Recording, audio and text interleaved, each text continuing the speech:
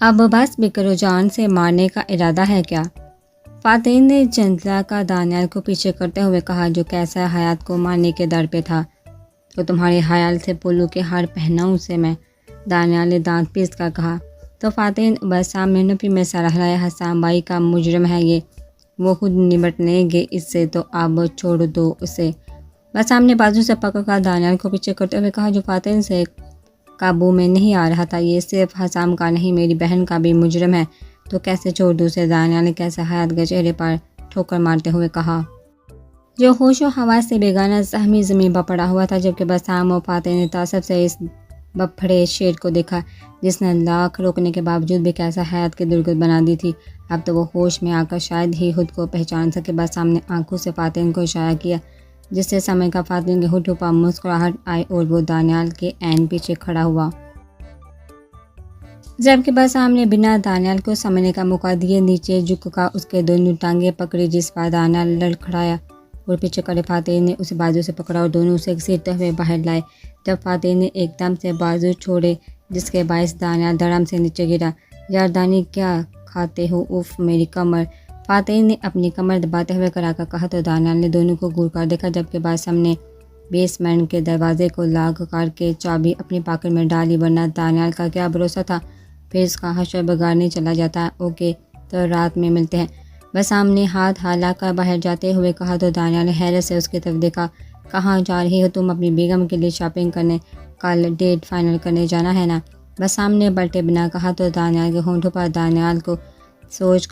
نبال کو سوچ کر مسکراہٹ آئی، جبکہ فاتح نے اپنے ہونٹ بھینچے۔ وہ اس دن کے بعد سے انان سے ناراض تھا، اسے لگا جب وہ چھوڑنے جائے گا تو شاید وہ اپنا ارادہ بدل دے اور اس کے ساتھ رہے، لیکن وہ چلی گئی۔ اور صبح جب فاتح نے اس کی کال کی تب بھی اس نے بات نہیں کی، جس کی وجہ سے فاتح نے اس سے ناراض ہو گیا، مگر لاشعوری طور پر انان کے ملنے یا کال کرنے کا ویٹ کرتا رہا، لیکن انان کی طرف سے کوئی میسج تک موصول نہ ہوا۔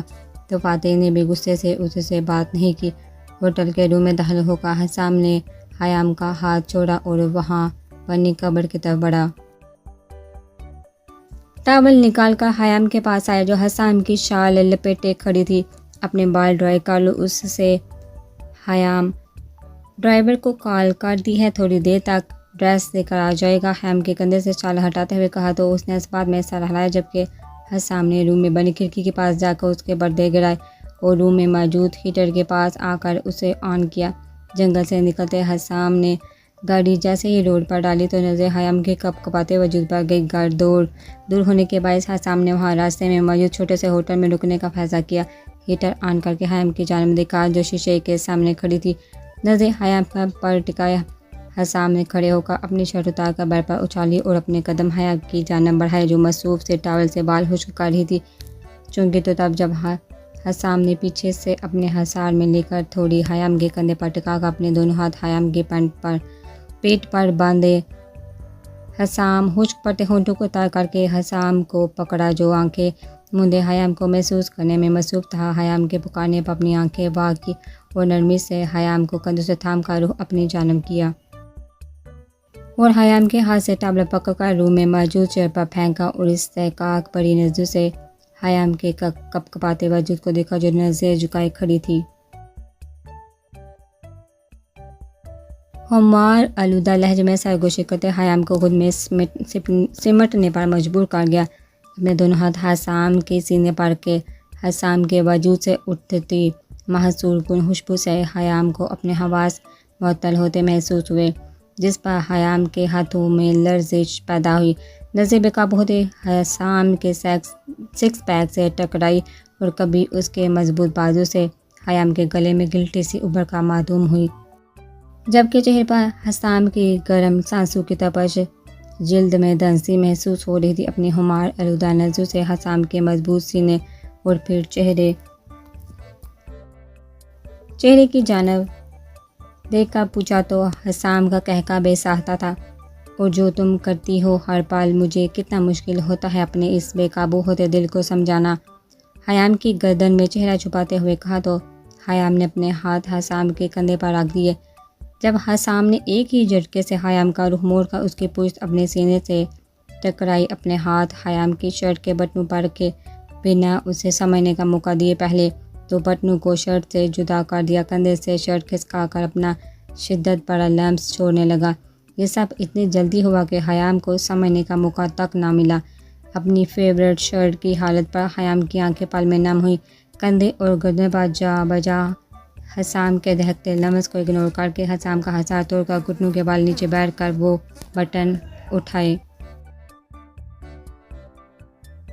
جبکہ حسام حیران نظر سے حیام کو دیکھ رہا تھا، جو اب ہونہار نظر سے حسام کو گھور رہی تھی۔ یہ میری فیورٹ شرٹ تھی حسام، میری برتھ ڈے پر انا نے دی تھی، دانت پیس کر کہا تو حسام نے تعجب سے اپنی بیوی کو دیکھا، جو اس کی قربت کو کمرے میں چھائی مانی ہیزی خاموشی اور ان کے بے ترتیب ہوتی دھڑکنوں کے شور کو فراموش کر کے ایک شرکا رونا رو رہی تھی۔ میں اسے اچھی لا دوں گا، مگر ابھی ادھر آؤ یار، حسام نے جھنجھلا کر اپنا ہاتھ حیام کی طرف بڑھاتے ہوئے کہا، جس پر حیام نے جبر سے کی اور بیڈ کی جانب قدم بڑھائے۔ حسام نے منہ کھولے حیام کی پشت کو دیکھا، جو ہاتھ میں تھامے بٹنوں کا معائنہ کرنے میں مصروف تھے، پھر لمبے لمبے ڈگ پر اس کے سر پر جا کھڑا ہوا۔ حیام کے ہاتھ سے جبٹنے کے انداز میں وہ بٹن لیے اور دور اچھال دیے۔ اب تک جو وقت گزر گیا اس پر صبر کر چکا ہوں، مگر اب تم مجھ سے ایک سیکنڈ کے لیے بھی دور گئی تو مجھ سے برا کوئی نہیں ہوگا، حیام سخت لہجے میں چنگارتے ہوئے کہا، اور حیام کو بیڈ پر دھکا دے کر اپنے دونوں ہاتھ اس کے ارد گرد ٹکا دیے۔ صرف مجھے سوچو، مجھے چاہو، صرف اور صرف میری بن کر رہ جاؤ حیام۔ حیام کی گردن پر جا بجا اپنا دہکتا لمس چھوڑتے گمبھیر لہجے میں سرگوشیاں کرتے اس کی دھڑکنوں کو بری طرح منتشر کر گیا۔ ایک دم سے کروٹ بدل کر حیام کو اپنے سینے پر کیا، جس کے باعث حیام کے نم بال حسام کے چہرے پر بکھر گئے۔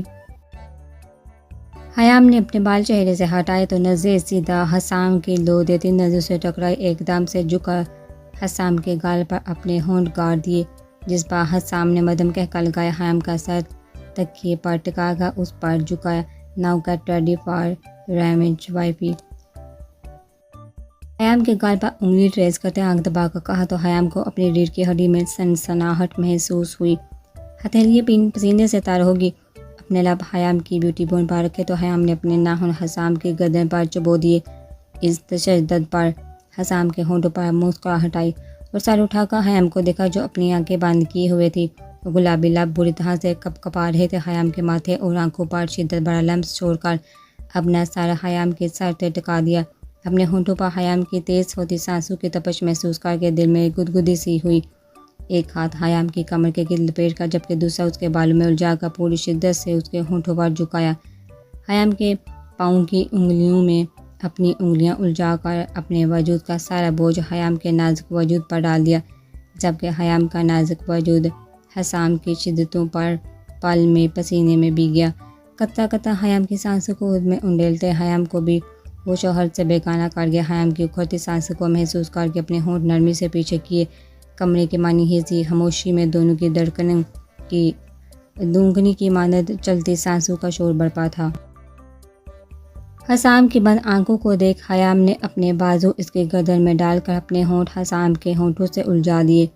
حیام کے بازو گردن سے نکال کر حسام نے اس کی انگلیوں میں زبردستی اپنی انگلیاں الجھا کر سر کے اوپر بیڈ پر دونوں ہاتھوں کو لا کر دیا۔ وہ دونوں مدہوش سے ایک دوسرے پر شدت لٹاتے ایک دوسرے کی قربت میں دنیا کو بلا بیٹھے تھے۔ جیسے جیسے رات سرک رہی تھی ویسے ویسے حسام راجپوت کی شدتوں میں اضافہ ہوتا جا رہا تھا۔ حسام راجپوت کے لیے یہ دوری کتنی جان لیوا تھی، اپنی شدتوں سے وہ اچھی طرح حیام کو باور کروا چکا تھا۔ ہو گیا صاحب؟ حسام نے چہکتے ہوئے پوچھا تو دانیال اور فاتح نے غور کر اسے دیکھا، جس نے کسی بھی کام میں ان کی ہیلپ نہیں کی، بس یہ پرفیومز رہ گئی ہیں۔ دانیال نے پرفیومز کو پیک کرتے ہوئے کہا تو حسام نے اسپات میں سر ہلایا کہ تبھی چہرے پر شوخ مسکراہٹ سجائے نکھرا نکھرا سا حسام لاؤنج میں داخل ہوا۔ آنکھیں خوشی سے چمک رہی تھی، جنہیں دیکھ پر حسام ایک پل کے لیے ٹھٹکا۔ ریڈی ہو تم لوگ؟ تو چلو پھر دیر نہ ہو جائے، حسام نے گھڑی پر ٹائم دیکھتے ہوئے کہا تو فاتح اور دانیال نے اسپات میں سر ہلایا، جبکہ حسام ابھی بھی مشکوک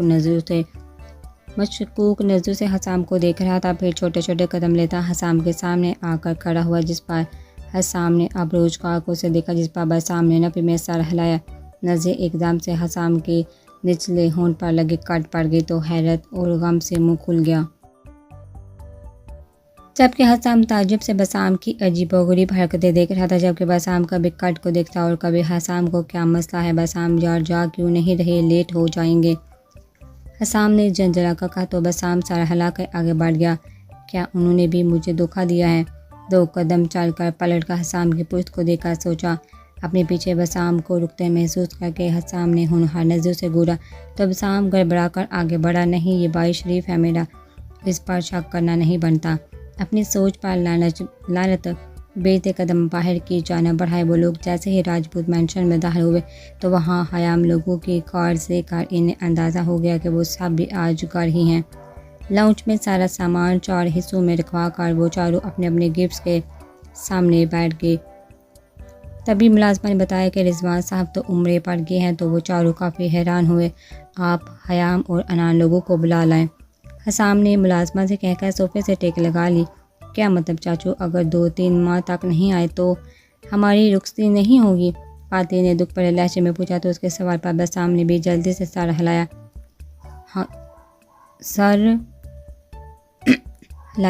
فاتح کا تو دل چاہ رہا تھا کہ اب بھی رخصتی مل جائے تاکہ وہ اپنی جنونی اور جنگلی بیوی کو ہمیشہ ہمیشہ کے اپنے ساتھ لے جا کر خود میں قید کر لے اور گن گن کر اس سے اگنور کرنے کے بدلے دے، مگر اس وقت تو دل کے ارمان عرصوں میں بہتے محسوس ہو رہے تھے۔ ابھی حسام کچھ کہتا کہ سامنے سیڑھیوں سے وہ چاروں آتی ہوئی دکھائی دی جس پر ان چاروں کے دل کی دھڑکنیں بے ترتیب ہوئی۔ حیام کو قریب آتا دیکھ حسام اپنی جگہ سے کھڑا ہوا، جسے دیکھ دانیال اور بسام بھی کھڑے ہوئے، جبکہ فاتح نے نظریں موبائل کی اسکرین پر جما دی۔ البتہ 3 دنوں بعد اس دشمن جان کو سامنے دیکھ دل پل کے لیے ساکت ہوا۔ ایک ہی نظر میں وہ اس کا جائزہ لے چکا تھا۔ لائٹ گرین کلر کے شارٹ فراک کے ساتھ وائٹ کیپری پہنے، بالوں کی ٹیل پونی بنائے وہ سیدھا اسے اپنے دل میں اترتی محسوس ہوئی۔ السلام علیکم، ان چاروں نے مشترکہ سلام کیا۔ یہ سب ہمارے لیے ہے کیا؟ انا نے خوشی سے چہکتے ہوئے پوچھا تو حسام اور دانیال نے اس بات میں سر ہلایا۔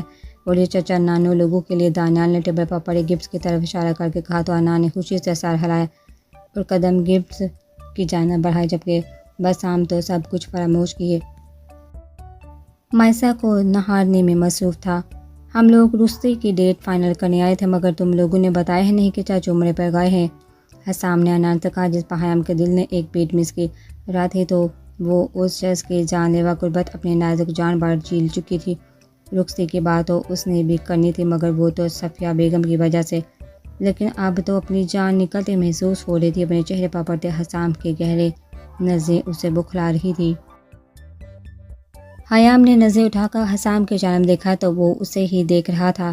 نظروں کا تصادم حیام کے لیے جان لیوا ثابت ہوا، جبکہ حیام کی آنکھوں میں رت جگہ کی سرخی دیکھ حسام کے ہونٹوں پر مسکراہٹ رنگ گئی۔ ان میں سے میرا کون سا ہے؟ انا نے گفٹ دیکھتے اشتیاق سے پوچھا تو دانیال نے لب دبا کر فاتح کے سامنے پڑے باکسز کی طرف اشارہ کیا تو انان فوراً سے فاتح کے ساتھ صوفے پر بیٹھ کر باکس کو کھول کر دیکھنے لگی، جبکہ انان کے اس پاس آ کر بیٹھنے پر فاتح کا دل پل کے لیے ڈگمگایا۔ دل نے ایک نظر دیکھنے پر احتجاج کیا تو بری طرح سے اسے جھڑک کر نظر اسکرین پر ٹکائی۔ نوال دھیمے قدم لیتے دانیال کے ساتھ آ کر بیٹھی تو دانیال نے ایک باکس اس کی جانب بڑھایا، جسے دانیال نے مسکراتے ہوئے تھاما۔ نوال نے مسکراتے ہوئے تھاما، لیکن جیسے ہی کھولا اس میں پیور ریڈ کلر کی سائی دے کر گال بھی دہک کر سرخ اناری ہوئے، جس پر دانیال نے دانتوں تلے لب دبا کر اسے دیکھا، جبکہ نوال نے ہڑبڑا کر دوسرا باکس پکڑا، پھر تیسرا، اور نہ جانے کتنے ہی باکسز میں صرف ریڈ کلر کا ہی سب کچھ تھا۔ واہ، یہ سب آپ نے پسند کیا ہے؟ انان کی مدھم سرگوشی میں پوچھنے پر فاتح کا دل دھڑکا، جبکہ اس کے آپ کہنے پر گدگدی سے محسوس ہوئی، مگر لاتعلق پر نہ اس کی بات کو اگنور کیا، جس پر انان نے گھور کر اسے دیکھا۔ بھائی، انان نے مخاطب کیا تو نوال اور حسام نے اس کی جانب دیکھا۔ سوری، آپ مائنڈ تو نہیں کریں گے؟ انان نے معصومیت سے کہا تو حسام نے سنجیدہ نظروں سے اس کی جانب دیکھا۔ نہیں بیٹا، تم بتاؤ، دانیال نے نرم لہجے میں کہا تو انان نے معصومیت سے کرکار توڑتے آنکھیں پٹپٹا کر ان کی جانب دیکھا، جبکہ فاتح کا روا روا کان بنا اپنی بیوی کی گل افشانی سننے کو بے قرار تھا۔ ایکچولی میں ایسے کپڑے نہیں پہنتی، ان میں سے کچھ بھی میرے ٹیسٹ کا نہیں۔ انان کے کہنے پر دانیال نے چہرہ جھکا کر مسکراہٹ روکی، جبکہ حسام نے فاتح کا غصے سے دھواں ہوتا چہرہ دیکھا۔ کوئی بات نہیں، تم میرے ساتھ چل کر اپنی پسند کا لے لینا، مگر یہ بھی رکھ لو، حسام نے نرمی سے کہا تو انان نے اسے چہرہ جھکا کر اس بات میں سر ہلایا جیسے بہت ظلم اس پر ہو گیا ہو، جبکہ فاتح کا غصے سے برا حال تھا، چہرہ غصے سے لال ببو کا ہو گیا تھا۔ لیکن جیسے ہی مائسا نے اپنا باکس کھولا جو بسام نے اس کی جانب بڑھایا تھا، اس میں بلیک نٹ کی نائٹی دیکھا، اس کا چہرہ پل میں فک ہوا، حیران نزو سے اپنے ساتھ بیٹھے اپنے نمونے نما شوہر کو دیکھا جو مسکرا کر اسے ہی دیکھ رہا تھا۔ مائسا کے دیکھنے پر آنکھ ونگ کی، جس پر مائسا کی گڑبڑا کر دوسرے باکس کھولے، مگر سامنے ایک سے بڑھ کر ایک واحد ڈریسز دیکھا۔ مائسا کا دل کیا بسام کا منہ نوچ لے۔ میں آتی ہوں، حیام نے باہر کی جانب جاتے ہوئے کہا تو حسام نے اسپات میں سر ہلایا۔ السلام علیکم انکل۔ حیام نے انصاری صاحب کو دیکھا، کہا تو انصار صاحب نے اس کے سر پر ہاتھ رکھ کر پیار دے کر اس کا جواب دیا، سب خیریت ہے نا بیٹا؟ جی انکل، ایکچولی وہ آپ کو بتایا تھا نا رخصی کے بارے میں، حیام نے ارد گرد نگاہ دوڑاتے ہوئے کہا تو انصار صاحب کے ہونٹوں پر مسکراہٹ آئی۔ جی بالکل، تو انکل وہ حسام لوگ ڈیٹ فائنل کرنے آئے ہیں، بابا تو ہے نہیں، تو میں چاہتی ہوں کہ آج بابا کی جگہ آپ ہمارے بڑے بن کر ان سے بات کریں۔ حیام کے کہنے پر انصاری صاحب نے نم آنکھوں سے حیام کو دیکھا، کاش یہ لڑکی ان کے بیٹے کا نصیب ہوتی۔ انہوں نے دل میں سوچ کر حیام کو چلنے کا اشارہ کیا اور اپنا موبائل پکڑ کر اس کے پیچھے چل پڑے۔ آپ اپنے چیک اپ کے لیے ہاسپٹل نہیں گئے انکل؟ حیام نے ساتھ چلتے ہوئے پوچھا تو انہوں نے مدم کہہ کر لگایا، بالکل ٹھیک ہوں میں، تم دونوں زبردستی مجھے بیمار ثابت کرنے پر تلے ہو تاکہ میں نوکری چھوڑ کر گھر بیٹھ جاؤں۔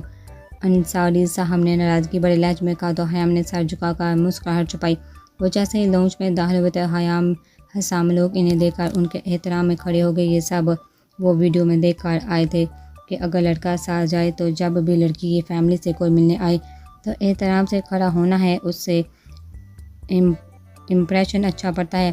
بس وہی رولز فالو کر رہے تھے اور پھر انصاری صاحب نے ایک ہفتے بعد کی ڈیٹ فائنل کر دی اور پھر حیام اور نبال نے کھانا لگوایا تو سب نے اچھے ماحول میں مل کر کھانا کھایا۔ تم ناراض ہو مجھ سے؟ انان نے فاتح کی طرف سر جھکا کر سرگوشی کی، جس پر اس نے سرد نظر سے انان کو دیکھا۔ بار میں جاؤ، نہری ہی جناب کے ختم نہیں ہو رہے، انان نے منہ بسور کر فاتح سے کہا، جس پر اس نے چمر پر اپنی گرپ سخت کی اور ایک دم سے وہاں سے اٹھا لمبے لمبے ڈگ بڑھتا باہر چلا گیا، جبکہ سب حیرانی سے اس کی پشت دیکھ رہے تھے، جبکہ انان سکون سے کھانا کھانے میں مصروف تھی۔ انان نے کمرے میں داخل ہو کر دروازہ لاک کیا اور ساری لائٹس آن کی اور جیسے ہی بڑھتی تو نظر بیڈ پر لیٹے فاتح پر گئی، جو اپنے دونوں ہاتھ سر کے نیچے رکھے اور سرخ آنکھیں لیے انان کو گھور رہا تھا۔ کیا مسئلہ ہے؟ کیا لینے آئے ہیں اب؟ انان نے بیڈ کے پاس آ کر غصے سے کہا تو فاتح نے اپنی سرد نظر سے اسے دیکھا، اٹھ کر بیٹھا، جتنی بھی ڈریسز ہیں ابھی کے ابھی مجھے پہن کر دکھاؤ، سرد سپاٹ لہجے میں کہا تو انان نے اسے کسی بھی خاطر میں نہ لا کر طنزیہ نظر سے فاتح کو دیکھا۔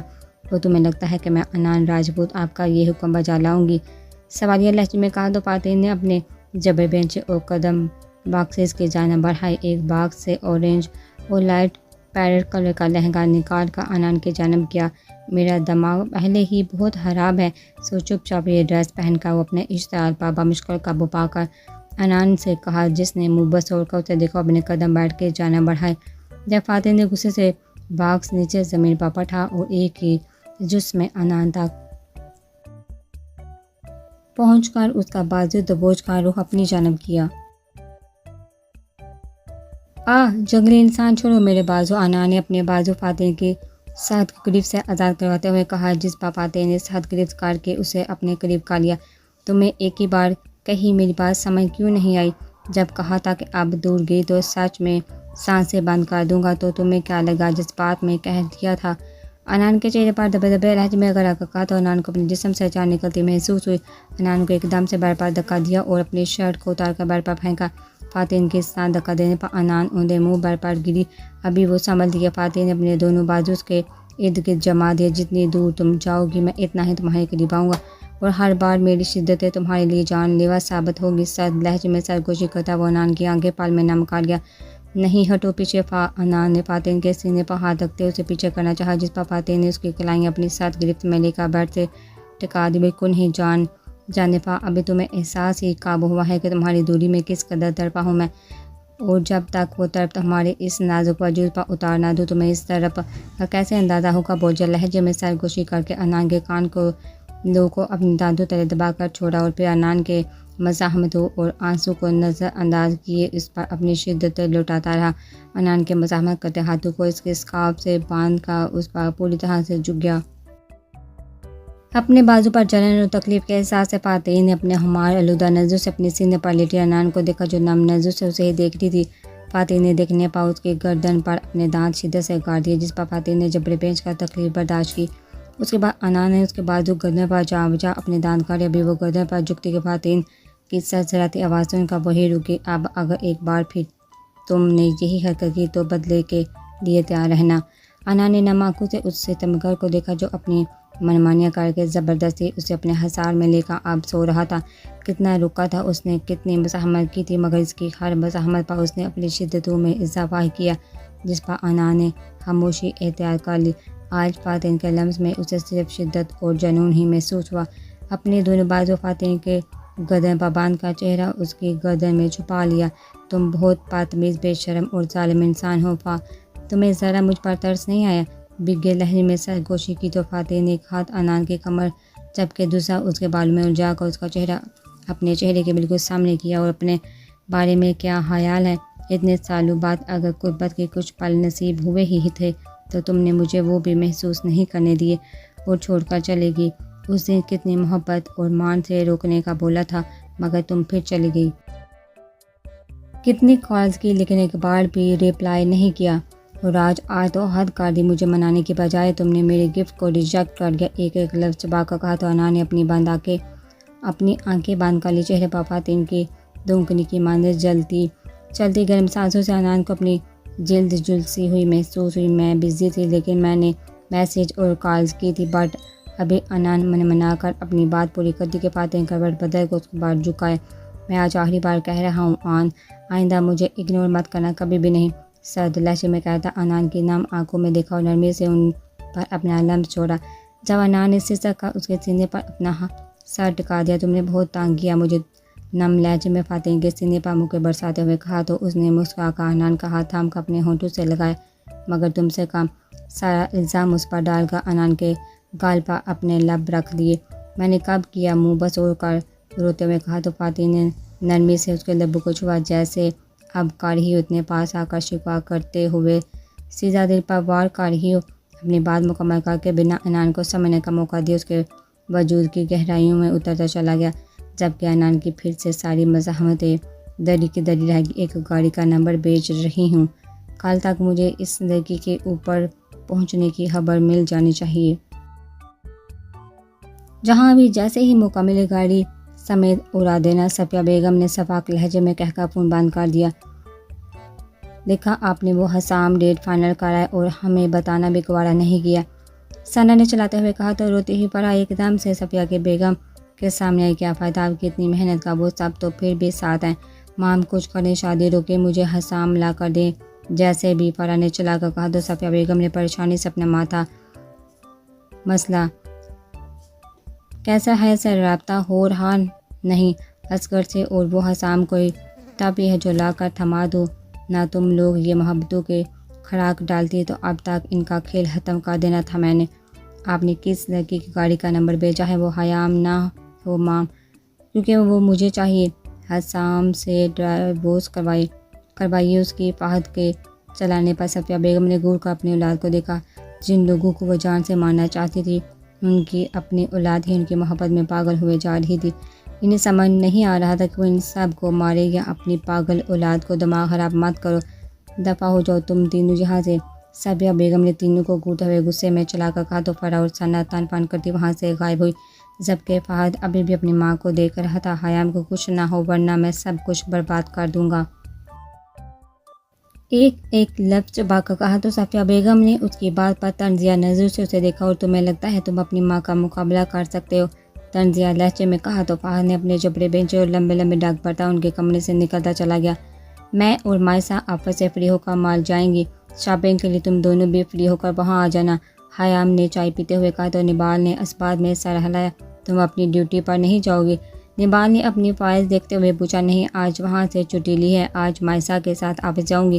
اور یہ انان اٹھی نہیں. نبال کو جواب دے کر انان کے بارے میں پوچھا. نہیں, بہت بار ڈور نہ کیا تو میڈم نے احسان کرنے کے انداز میں جواب دیا کہ اسے ڈسٹرب نہ کیا جائے. نبال نے کندھے اچکا کر کہا.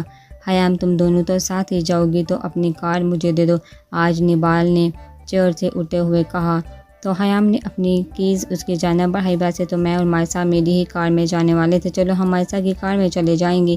میری کچھ فائلز کار میں پڑی ہیں, وہ تم مائسا کی کار میں رکھوا دینا. حیام کے کہنے پر نبال نے باہر کی جانب قدم بڑھائے، جبکہ اس کے پیچھے ہی حیام نے ملازمہ کو آواز دے کر ٹیبل صاف کرنے کا کہا اور مائسا کے ساتھ باہر کی جانب بڑھی۔ مائسا اور حیام اپنی کار میں بیٹھی اور الوداعی نظر نبال کی طرف ڈالی، جو مسکراتی ہوئی ان سے آگے بڑھ گئی تھی۔